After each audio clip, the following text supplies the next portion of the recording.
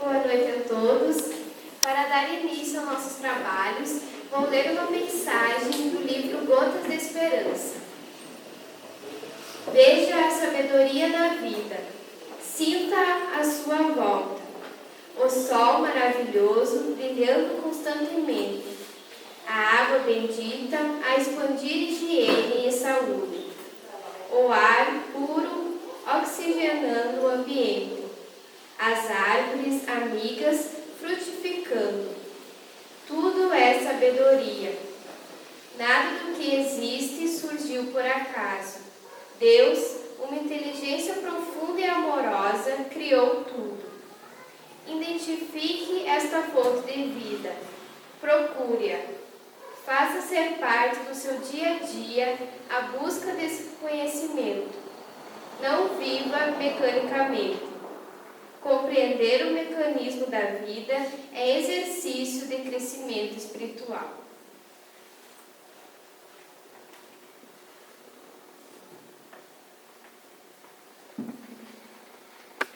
Após essa reflexão, levamos então o nosso pensamento a Deus, ao Pai Criador, agradecendo a Ele esses pequenos instantes que nós tiramos desse nosso sábado para vir aqui à nossa casa espírita, receber a instrução, o conhecimento dividido pelo nosso irmão César e agradecer ao Pai Criador por tudo que nós temos e pelo que nós somos.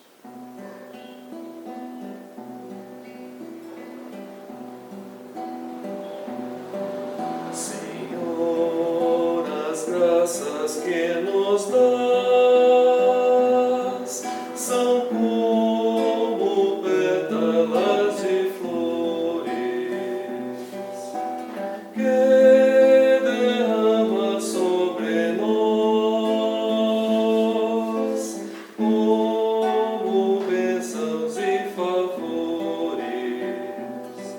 Encontro em tudo ao meu redor o teu amor imenso, a tua proteção.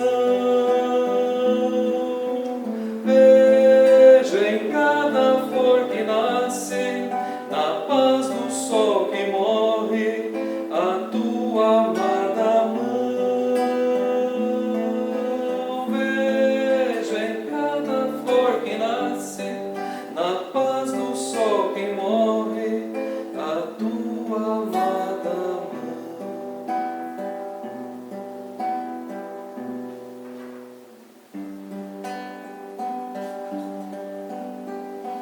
Por esta noite, graças, Senhor, pela manhã de luz e de amor, pelo alimento, bênção sem par, por nossos pais e também nosso lar.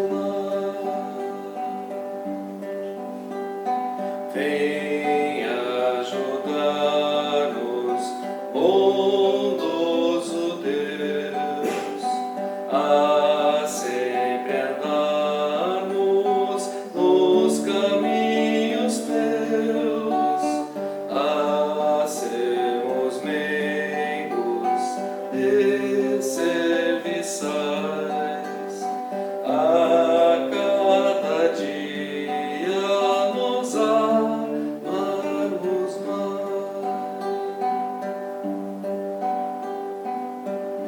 Obrigado, Pai, que a paz, o amor e a harmonia estejam sempre presentes em nossos corações, hoje e sempre. Que assim seja. Passo então a palavra ao César, que fará então a palestra dessa noite.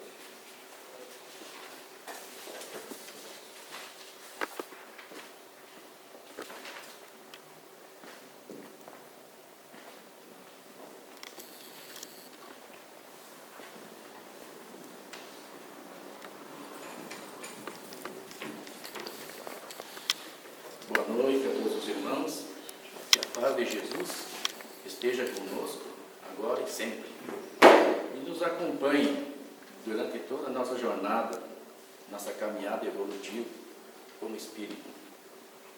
Vamos falar hoje sobre crise como processo de crescimento. Quando alguma situação foge da normalidade, ocorre um desequilíbrio, de forma individual ou de forma coletiva, é estabelecida uma crise. Quando os anseios das comunidades não é atendido, quando as suas expectativas, suas propostas e seus projetos não são correspondidos, aí começa o processo de depuração e de conflito, para ver o resultado final.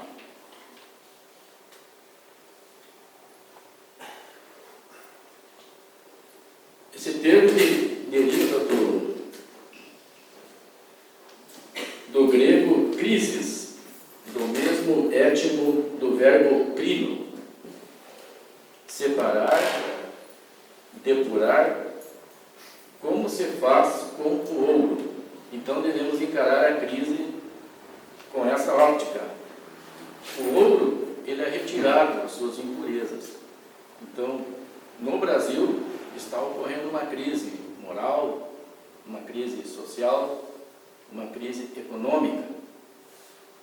E o Brasil está buscando uma alternativa, a população brasileira está buscando uma alternativa. Esperamos que encontre logo, porque a crise ela pode se prolongar ou voltar a acontecer conforme a decisão que as pessoas tomarem.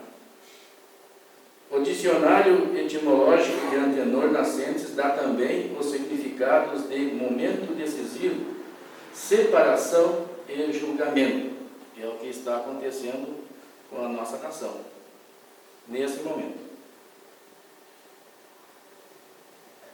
Passou para o direito, a economia, a filosofia e inclusive para a religião. Vários segmentos da sociedade adotaram esse termo para poder entender o que acontece com aquele movimento social. Entre os pesquisadores, há consenso de que a crise leva à ruptura com o estado anterior. O novo rumo pode ser de melhora ou de piora. Então, o resultado positivo depende muito das pessoas, se as pessoas conseguirem tomar a decisão correta. A situação, ao invés de melhorar, ela pode piorar. Foi perguntado por o Haroldo Dutra Dias se nós já havíamos chegado no fundo do poço, se o nosso país já havia chegado no fundo do poço. E ele afirmou que ainda não, que a gente pode se afundar ainda mais, se a população brasileira não tomar um novo rumo. Porque o que acontece com as nossas autoridades, com os nossos representantes, eles são um reflexo da população, do que nós somos. Nós os elegemos, nós os escolhemos. Então nós precisamos nos modificar para poder modificar aqueles que nos representam e também aqueles que administram a situação econômica da nossa nação.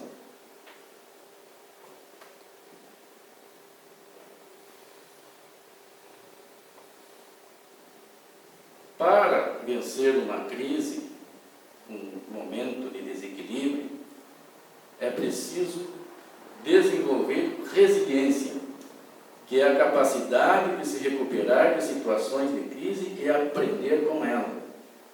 É ter a mente flexível e o pensamento otimista com metas claras e a certeza de que tudo passa. Então, flexibilidade significa mudança, buscar o novo, buscar aquilo que vai suprir a necessidade imediata.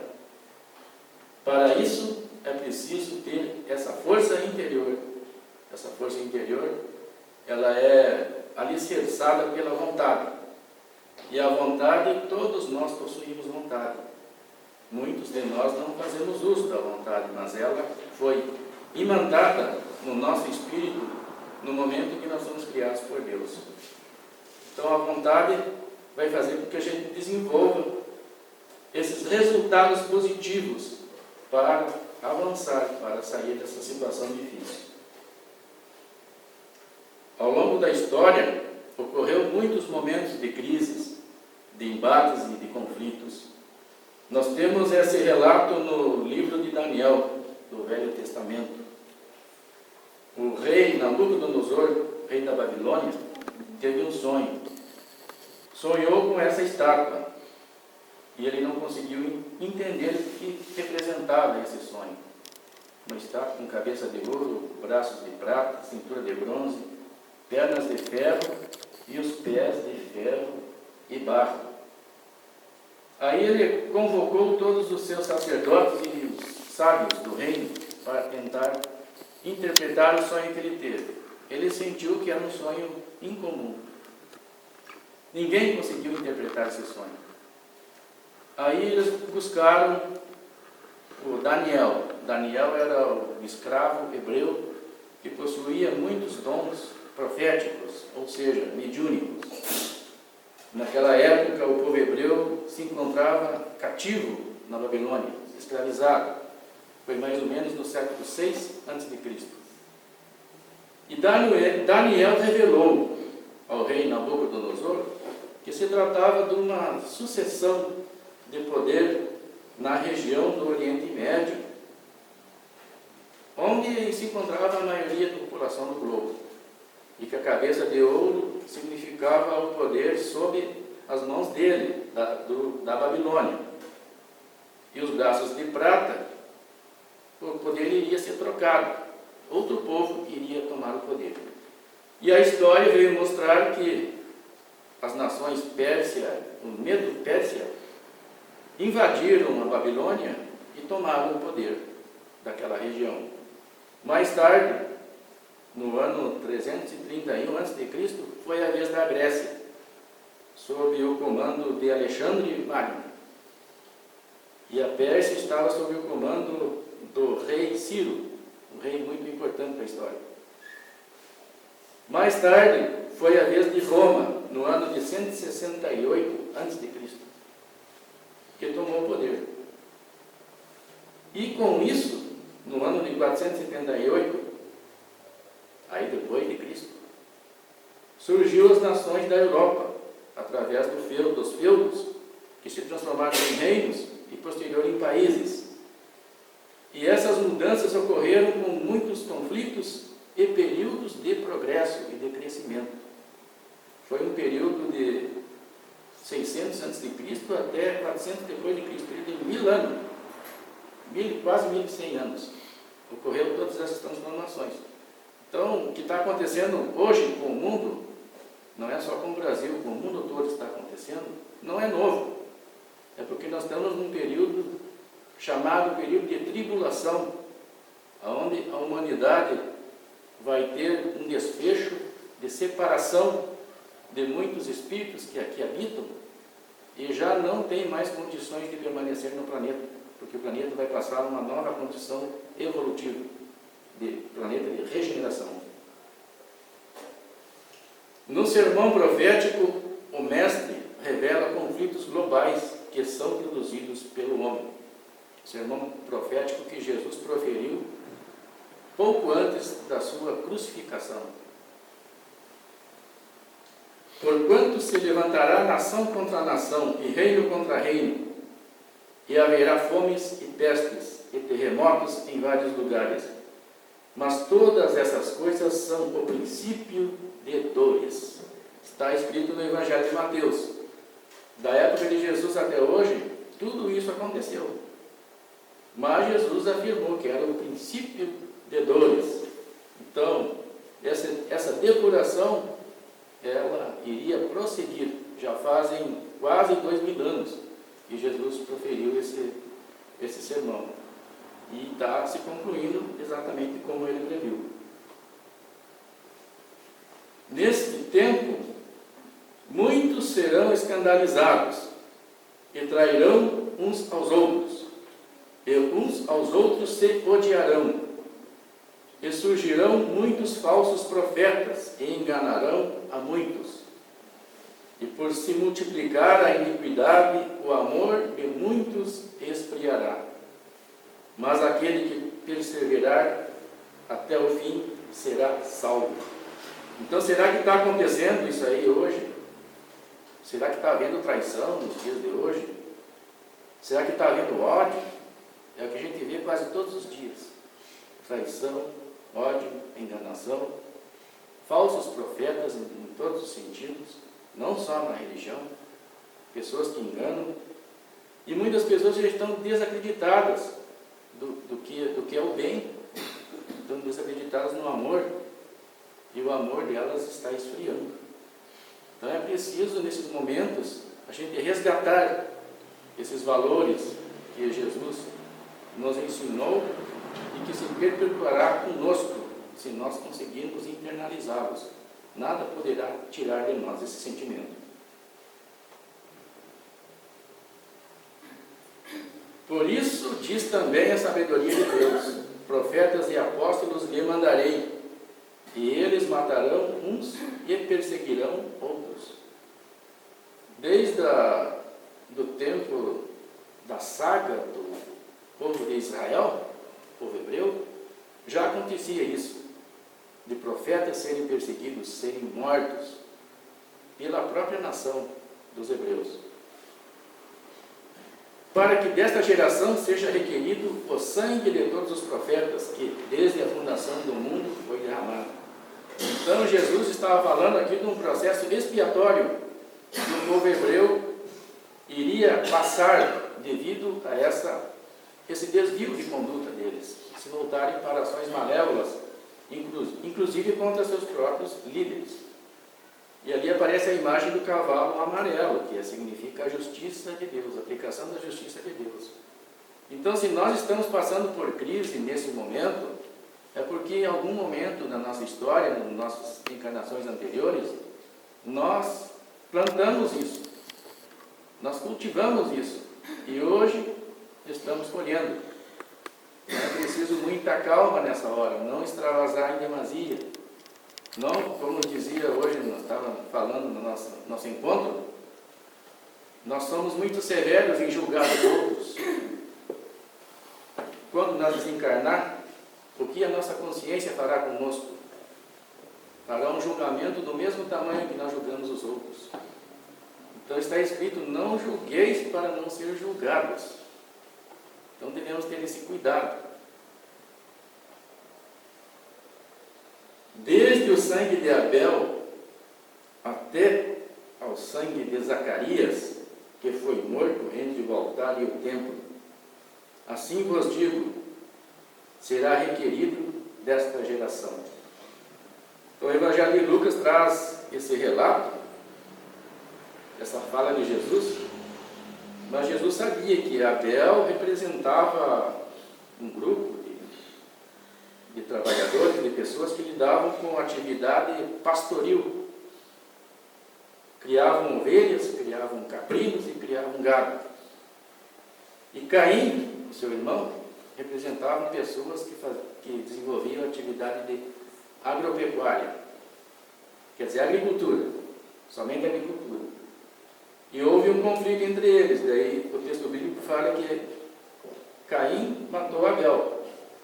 Mas, na verdade, foi uma guerra que ocorreu entre esses povos e uns acabaram destruindo os outros. Então não eram somente dois irmãos, era uma multidão de pessoas. E Jesus fala que de lá até o dia em que ele veio ao mundo, esses crimes e essas mortes seriam requeridos pelo processo de expiação. Então a lei de causa e efeito, ninguém escapa. E nós, hoje em dia, também estamos sofrendo essa lei. Foi aquilo que a gente contou. Paciência diante das crises. Contradições, crises e incertezas podem abalar as estruturas de nossa defesa.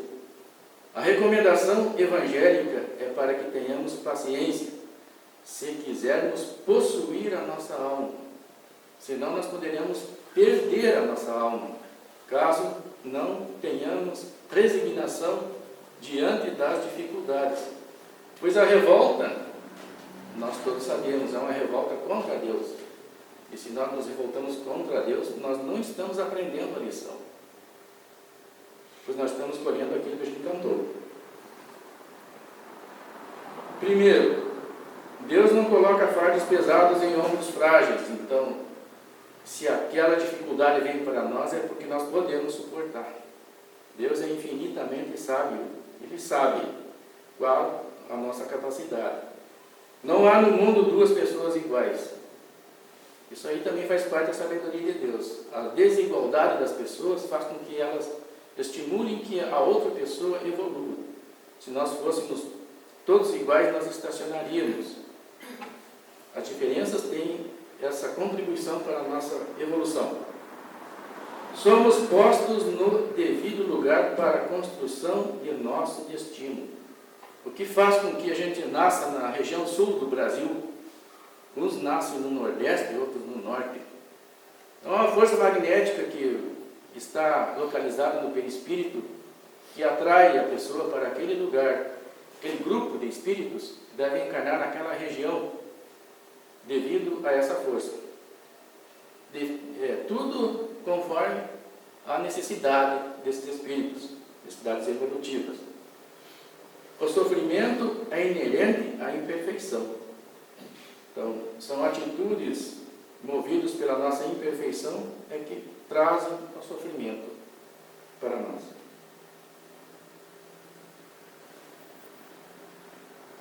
Pai, salva-me desta hora, mas para isto vim a esta hora. Então Jesus, nesse momento, ele falou que estava próximo com o momento de sua crucificação, e Jesus sabia que ia sofrer intensamente, ia ser crucificado, ia ser humilhado, ia ser injuriado, ia ser açoitado, iria ser colocado a coroa de espinho em sua cabeça. Mas ele sabia que ele veio para aquele momento precisava acontecer para que o homem registrasse em sua alma aquele ensinamento. E todos os ensinamentos que Jesus deixou, teria que acontecer aquele momento difícil para ele. Ele não devia nada, mas ele se propôs, por amor a nós, a passar por tudo aquilo.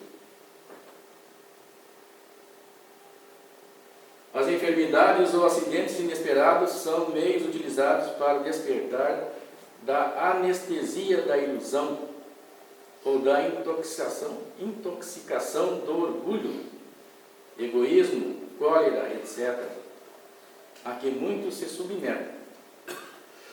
Tabaco, álcool, drogas, excesso no sexo e na alimentação são de livre opção atual, não incursos originalmente no processo evolutivo de ninguém.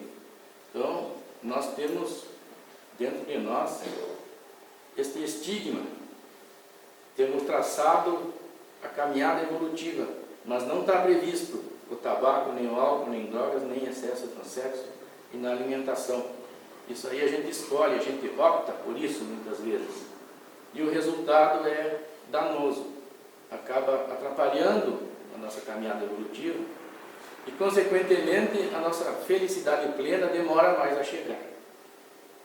Nós temos uma caminhada mais longa para recuperar todo o dano que a gente causa quando mergulha nesses vícios e nesses instintos inferiores. Infeliz do espírito preguiçoso, daquele que fecha o seu entendimento. Infeliz porque nós, que somos os guias da humanidade em marcha, o chicotearemos, reforçaremos a sua vontade rebelde com o duplo esforço do freio e da espora. Alguém sabe me dizer onde está escrita essa mensagem? No Evangelho. Então essa mensagem forte está escrita no Evangelho, segundo o Espiritismo. Então o que os Espíritos queriam dizer com isso? Não era eles que iam passar o chicote nos rebeldes, nos preguiçosos. É o próprio efeito expiatório que as pessoas iam ser submetidas. É a lei.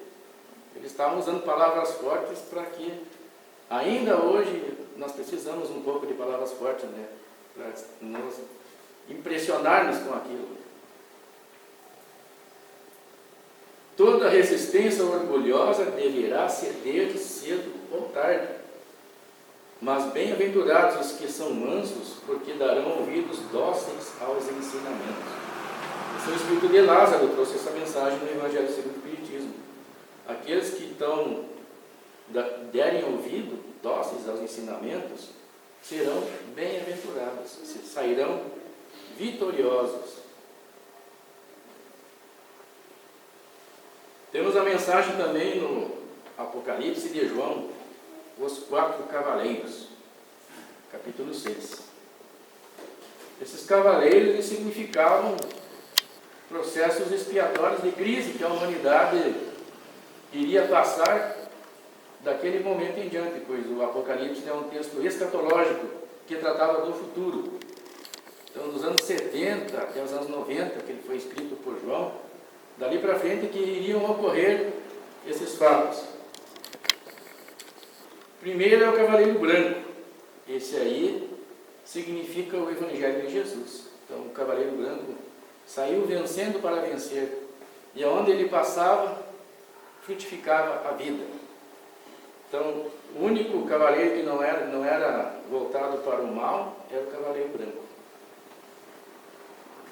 Cavaleiro vermelho significava guerras no mundo. Aconteceu antes de Jesus, aconteceu quando Jesus estava na terra e depois continuaram as guerras acontecendo e acontecem até hoje. Então esse cavaleiro vermelho está vivo ainda no mundo.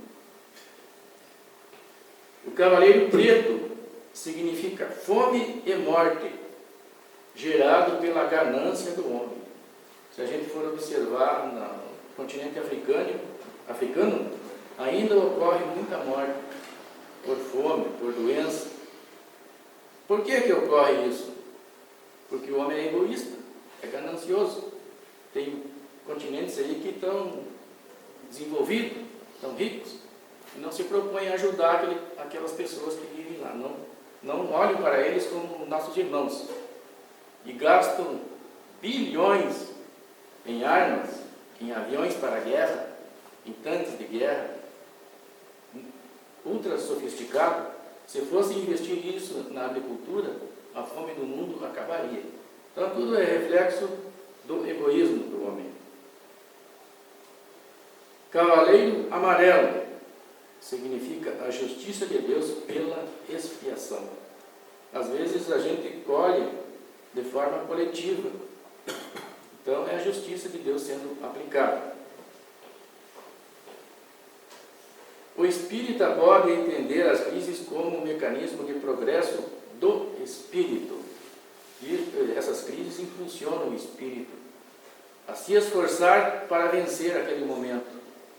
E aquele esforço traz para ele a força que ele precisa, a vitalidade, a luz interior começa a ser desenvolvida nesses momentos difíceis. É como a larva que se transforma em borboleta. Se for interrompido aquele processo de esforço que ela faz dentro do casulo, ela não vai conseguir voar, ela vai acabar caindo e morrendo. Não terá força nas asas. E se deixar a natureza trabalhar livremente, ela vai exercitar-se muito para romper o casulo e vai sair voando, vai ter força nas asas para voar. Então o espírito é dessa forma, ele precisa desse esforço. Sem murmurar diante de certos desafios de ordem material, espiritual ou moral, terá como lema. Então o espírita tem que resistir mais, não pode se abater tão facilmente diante das dificuldades. Quem não passa por dificuldades? Todos nós passamos. A nossa vida é repleta de dificuldades, mas é o que precisamos. Buscarei modificar para melhor o que estiver ao meu alcance, mas me resignarei diante daquilo que não conseguir mudar. Certas coisas não tem como nós mudar. Aí a gente deve se resignar com aquele fato e deixar que a vontade de Deus se cumpra. Não perca a tranquilidade em momento algum. Na reconstrução do destino, em plena atividade terrestre, é imprescindível valorizar a corrigenda. O erro não pode constituir motivo para o desânimo absoluto. sempre temos que ter coragem, né, e continuar em atividade, na luta, para podermos valorizar a corrigenda. O desengano vale por advertência da vida, e o infinito bem neutraliza todo o mal. Após aproveitar-lhe a cooperação em forma de sofrimento, o espírito pode alcançar culminâncias sublimes. O esforço, então, a luta, o sofrimento, impulsionam o espírito e ele vai agradecer por aquele remédio amargo que ele teve que tomar. Poupou séculos e séculos, muitas vezes, de sofrimento e de atraso. Aquelas situações fortes que ele teve que passar. O Pai somente concede a retificação aos filhos que já se apropriaram do entendimento. Usem, pois, a compreensão legítima em face de qualquer provação mais difícil. Então, no momento em que há possibilidade do entendimento, ocorre a retificação das faltas. Antes disso, é inútil. Submeter o espírito, tanto faz no plano espiritual ou encarnado, a essa retificação. Tem um caso de pessoas que demoraram 700 anos para resgatar uma falta que elas haviam cometido na antiga Gália. Eles eram soldados romanos e colocavam as pessoas em fogueiras, naqueles espetáculos circenses de Roma. Aquilo ficou imantado na mente, na consciência dessas pessoas, e elas reencarnaram várias vezes, se fortificando cada vez mais para ocorrer o resgate, que ocorreu no circo no norte do país, aqui na cidade de Niterói. Um incêndio, onde morreu cerca de 300 pessoas, se eu não estou enganado. E essas pessoas, todas elas eram esses soldados. Então Deus esperou pacientemente que elas se fortalecessem para resgatar aquelas dívidas. Na questão 779 do Livro dos Espíritos, a força para progredir áurea o homem em si mesmo, ou o progresso é apenas fruto de um ensinamento. Então, a força do progresso, ela é exterior, ela vem da sociedade, ou ela é interior? O homem se desenvolve por si mesmo, naturalmente, mas nem todos progridem simultaneamente e do mesmo modo. Então não existe a regressão, a pessoa não regride na questão evolutiva, ninguém regride. Mas a pessoa pode estacionar. E se ela estacionar na questão evolutiva, os outros poderão avançar. Consequentemente, ela vai se sentir mais atrasada. Então, a evolução é uma lei. Quem estaciona acaba ficando para trás. Dá-se então que os mais adiantados auxiliem no progresso dos outros, por meio do contato social. Através dos ensinamentos, através dos exemplos e através da convivência. As outras pessoas vão se abrandando, vão se tornando mais dóceis, vão, com aquele exemplo, com aquele irmão, agindo da maneira correta, ela vai se dobrando as virtudes humanas. O Paulo de Tarso andara em combate até o encontro pessoal com Cristo e passou a viver o bom combate desde a hora da entrevista com o Mestre e deixou a encarnação na condição de verdadeiro triunfador. O Paulo de Tarso é um verdadeiro exemplo. Ele teve uma crise séria em sua existência. Inclusive, ele permaneceu cego por 3 dias. Mas ele diz que o mais importante não foi ele ser curado da sua cegueira física, foi ele ser curado da sua cegueira espiritual. E começou a trabalhar intensamente para Cristo daquela hora em diante. Então, é o exemplo que todos devemos nos espelhar. O homem se instrui pela força das coisas. As revoluções morais, como as revoluções sociais, se infiltram nas ideias pouco a pouco, germinam durante séculos. Então, o que está acontecendo muitas vezes não é coisa do momento. Aquilo já vem crescendo, aquela indignação das pessoas durante séculos. Depois irrompem subitamente, reproduzem o desmoronamento do edifício vício do passado, que deixou de estar em harmonia com as necessidades novas e as novas aspirações. O mundo hoje, ele aspira coisas novas. O velho mundo já não comporta mais essas necessidades. E se não foi correspondido às novas necessidades, pode ocorrer essa reação, pois o ser humano faz parte da natureza. Não podemos bloquear o desenvolvimento natural das coisas naturais.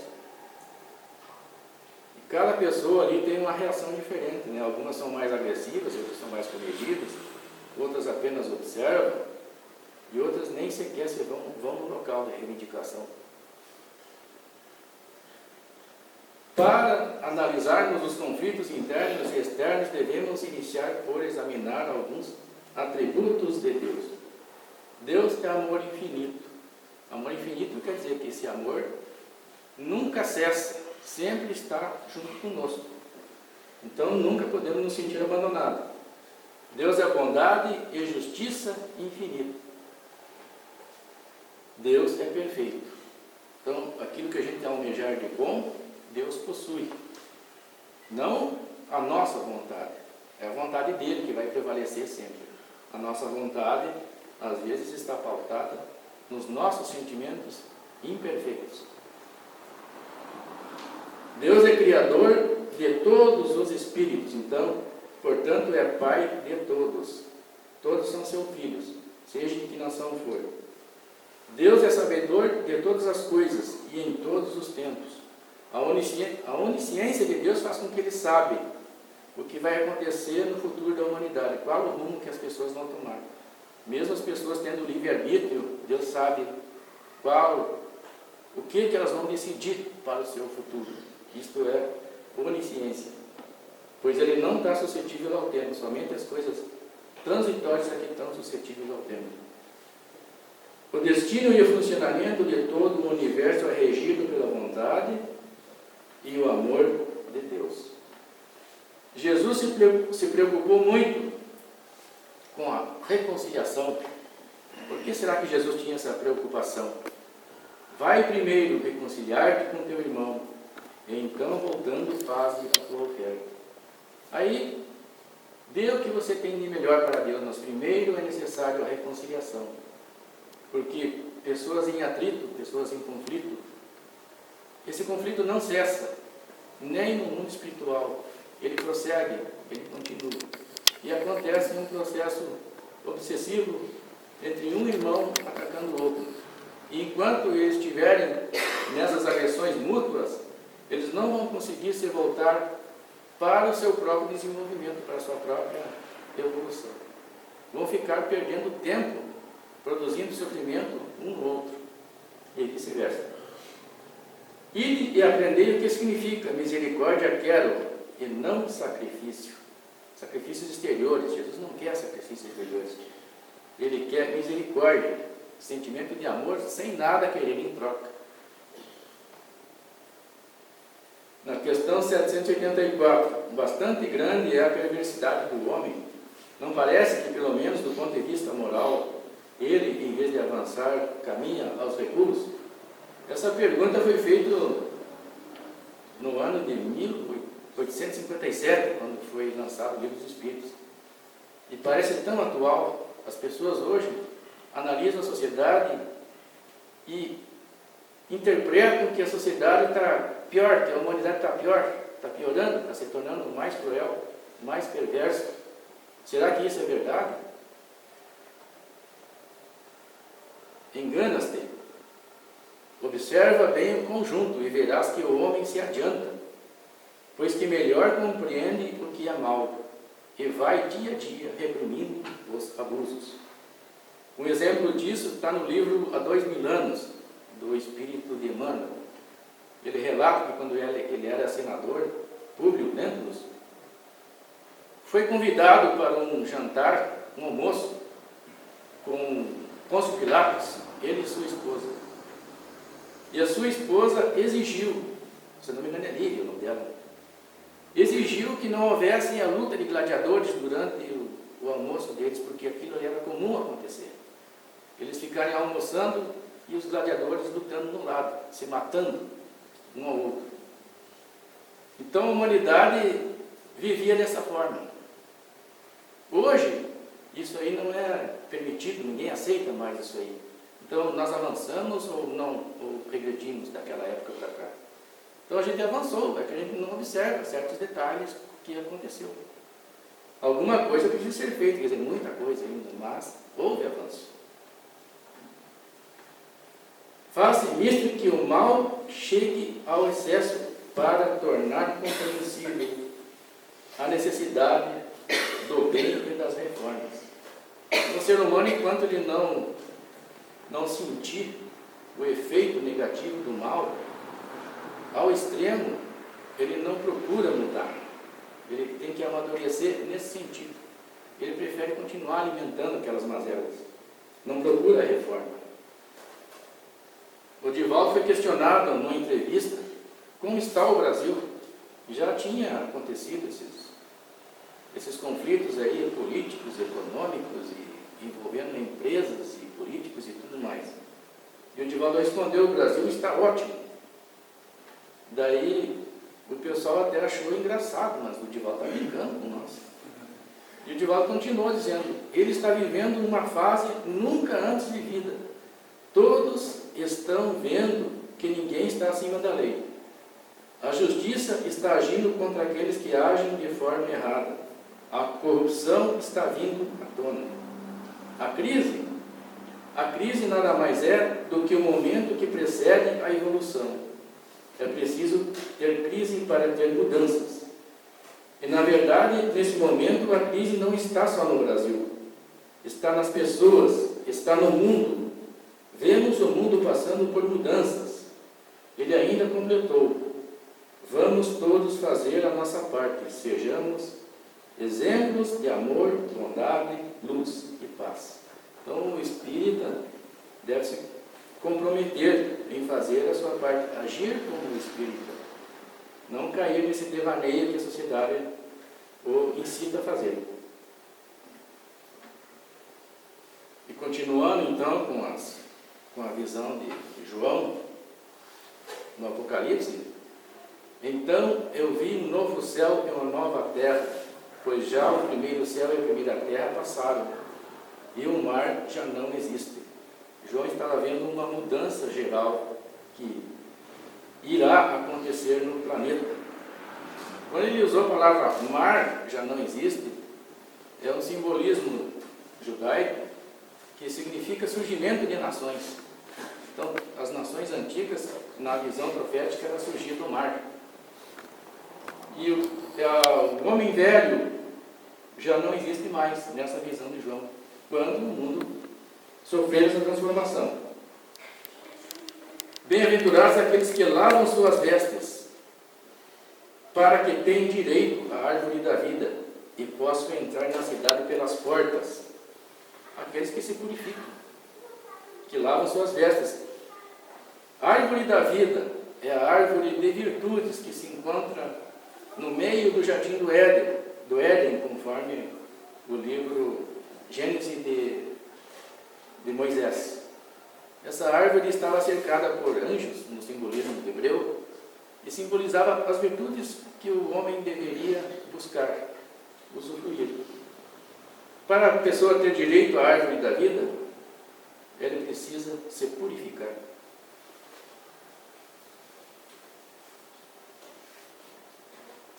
Vou passar agora para vocês um vídeo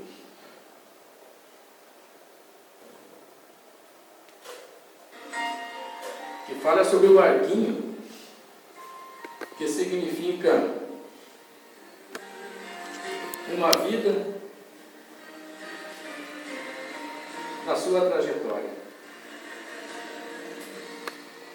O vento balançou meu barco em alto mar, o medo me cercou e quis me afogar, mas então eu clamei ao filho de Davi, ele me escutou, por isso estou aqui. O vento ele acalmou, o medo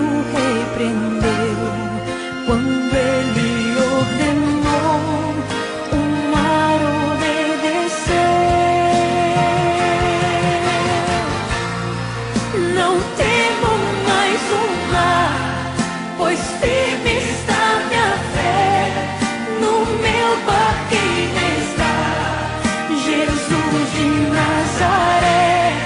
Se o medo me cercar, ou se o vento soprar, seu nome eu clamarei, Ele me guardará.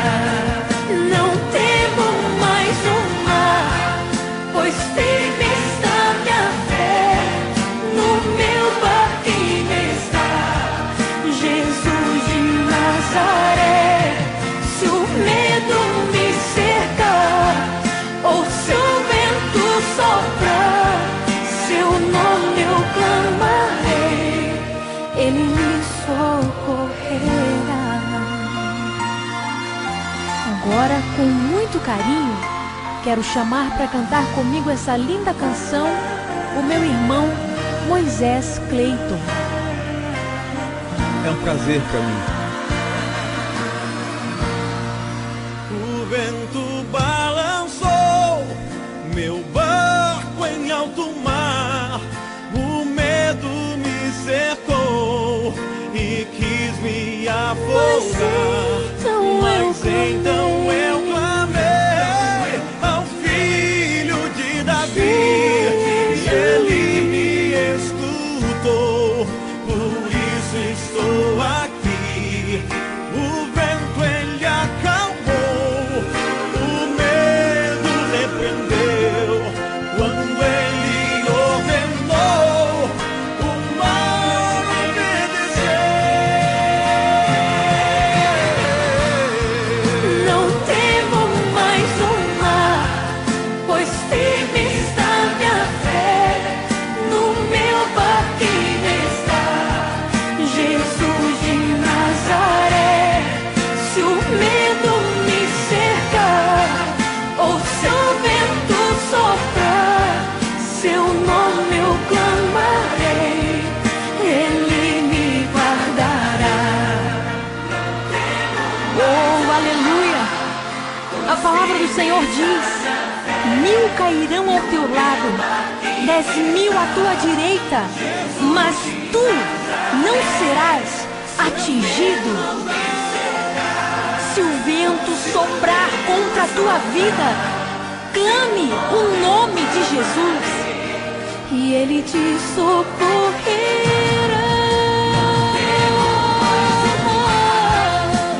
Firme está minha fé, Jesus de Nazaré. Seu medo me cercar, seu nome eu clamarei, Ele me socorrerá.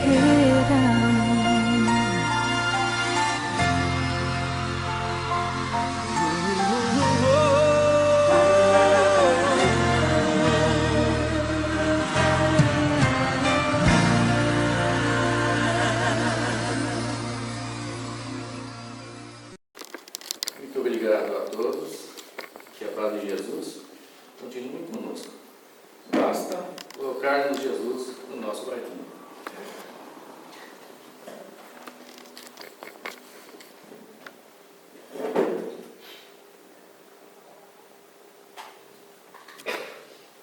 Agradecemos ao César pelas suas palavras e rogamos ao Pai Criador, através do seu anjo da guarda, continue nos iluminando, lhe protegendo, lhe amparando e lhe dando força para continuar julgando o seu conhecimento para conosco, para que possamos todos nós refletirmos como nós estamos agindo no nosso dia a dia, se nós estamos realmente com a paz interior, com o nosso Mestre Jesus junto conosco.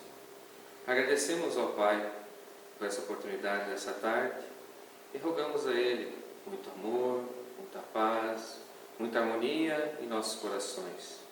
Que essa luz, que essa energia positiva, imaginamos nós que vai até os nossos lares, para que todos os nossos entes queridos possam ser abençoados, agraciados, pelo auxílio dos amigos benfeitores dessa nossa casa.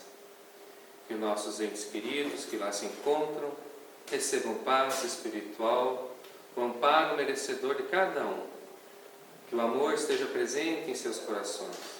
Que a harmonia do nosso lar esteja sempre em primeira mão. Ó Pai, muito obrigado por tudo que nós temos e pelo que nós somos.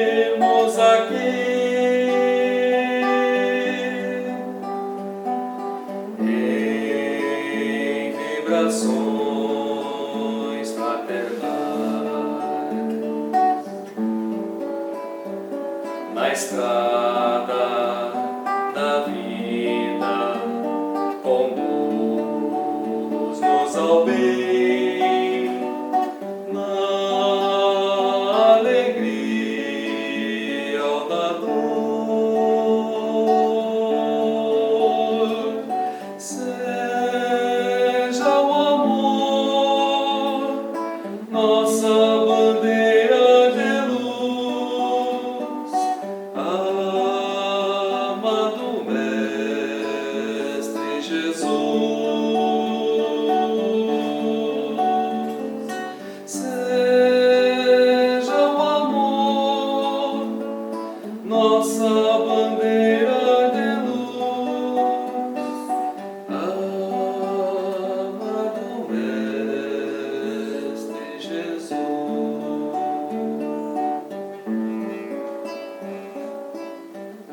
Obrigado, Pai, que a paz, o amor, a harmonia e a fraternidade esteja sempre presente em nossos corações, hoje e sempre. E assim seja.